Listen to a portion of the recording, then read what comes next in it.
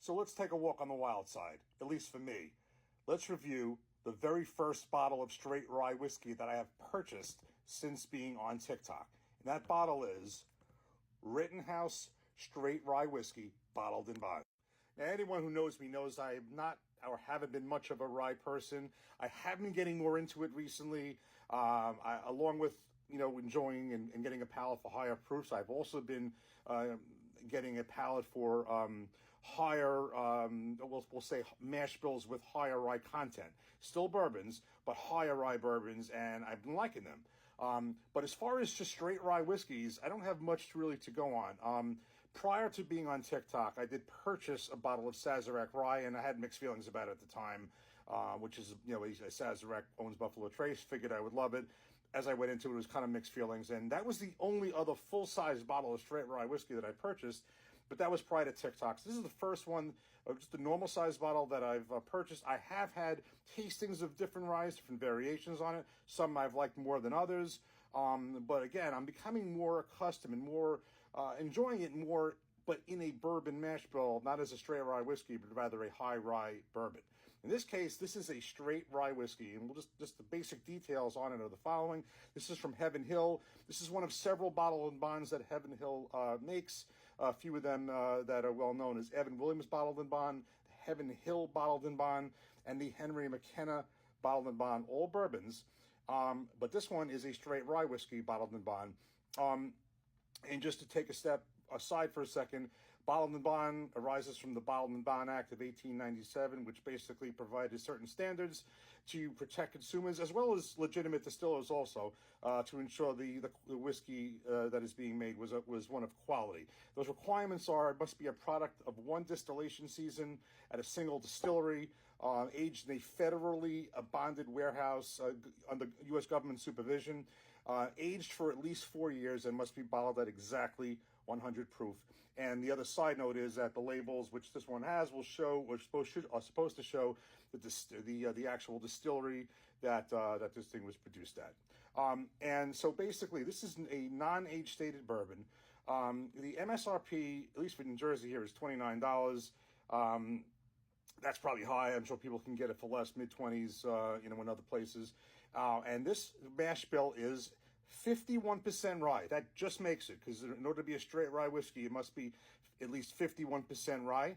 And so this just makes it 51% rye, 37% corn, and 12% malted barley. Now, this is produced in the tradition of Pennsylvania has a very rich history in rye, and they generally, this is a Kentucky, this is made in, obviously, Heaven Hills, Kentucky, but it's made in the spirit of Pennsylvania rye, which generally have been more spicy, 80% plus mash bills of rye. This is not that.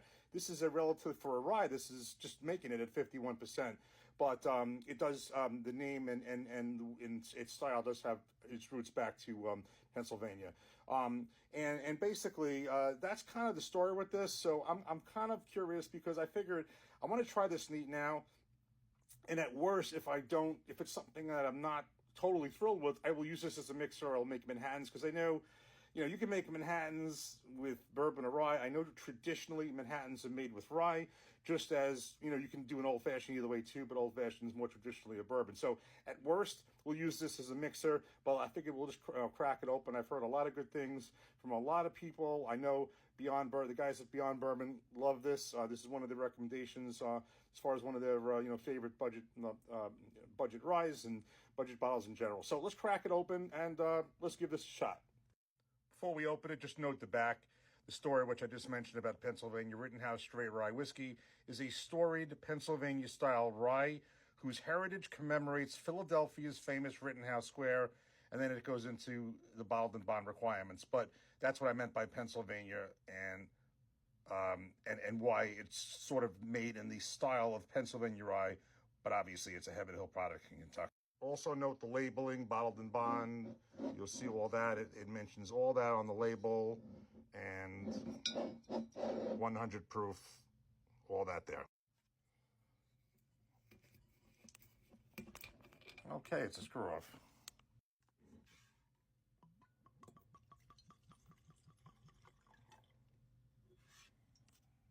Okay, so we got this poured in a glass. Let's go right into the nose. smells light, floral. I do detect some spice in there, but nothing crazy. All right, let's give this a taste. Cheers.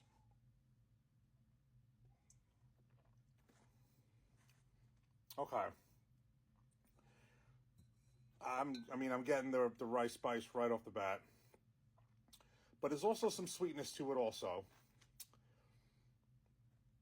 I guess it's just different for me, especially on a straight rye whiskey, because I almost feel like the taste is inverted. It's almost like reverse because I'm used to, the corn forwardness being the majority and the rye being the minority. This is kind of flipped, although it's not overwhelming because I would imagine what I would think if it was an 80% straight rye whiskey. The one rye whiskey I had, which actually surprised me, was the what Bourbon Barry sent me, and it was like a malted rye, and that was different. But as far as just a straight rye, I don't have many to speak of, but it's just inverted because you're getting the rye spice, and then there's less corn.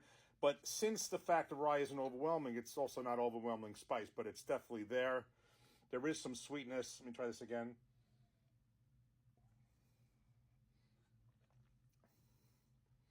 Getting there's one note that is interesting, and it's going to sound odd comparing this to Jack Daniels. I'm getting like a banana note. There is a banana note in here that I do get from Jack Daniels. I think you get it from all the Jack Daniels expressions. There is spice. This is a straight rye whiskey, 51% rye, but at the same time, it's not so overpowering that I can't drink this. I don't think it's bad. I mean, this takes a little getting used to for me in terms of a straight rye whiskey, but this actually is not bad at all.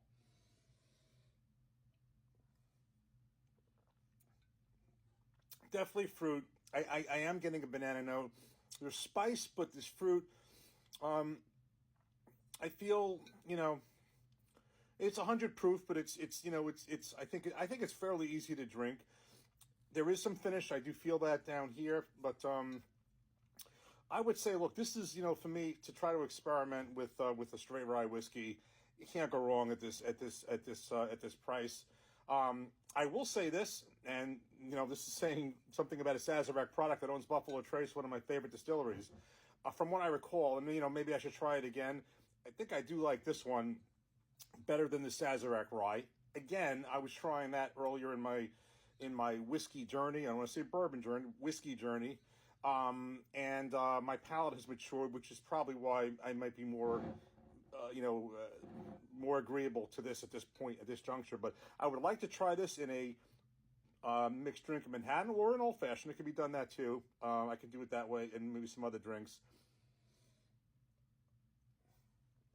I just feel it's actually, regardless, I thought it's good to have, like a nice, and there's 100 proof straight rye whiskey in my bar. I'm not the kind of person who's going to have 20 of straight rye whiskeys. It's just not me. I'm going to have bourbons, but I thought it was a good time to try one, have it on the bar, whether I want to have it neat. Try this with some ice and a cocktail. Definitely would like to do a Manhattan or an old fashioned with this. So I would say definitely this is definitely not bad. This is really good. It's better than I expected, and it's a great buy. I mean, and Bottled and Bond, $29 here, probably less everywhere else. I would say this is a buy, and everyone who's recommended it, I totally see why. I'm liking this more as I actually am getting into this. So cheers, everyone. Thanks for watching. Take care.